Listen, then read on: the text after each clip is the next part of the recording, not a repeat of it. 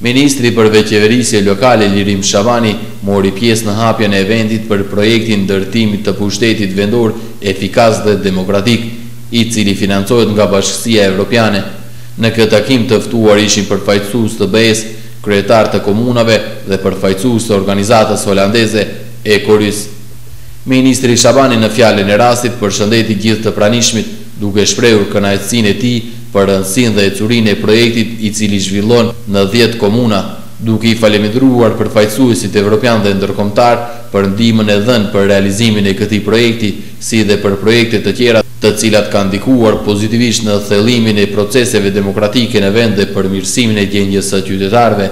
Është normale dhe evropiane, shtoi më tutje Shabani, që ndarja e detyrave dhe përgjegjësive ndërmjet pushtetit qendror dhe atij lokal të jetë në kontroll të vazhdueshëm. Hapjen e projektit e përshëndeti dhe përfaqësuesi i delegacionit evropian Robert Lidl, i cili i përshëndeti të pranishmit duke potencuar se decentralizimi i pushtetit duhet të vazhdojë, me qëllim që qytetarët të ndjejnë demokratizimin e shoqërisë dhe të ndikojnë pozitivisht për përmirësimin e çështjeve me rëndësi jetike për ata.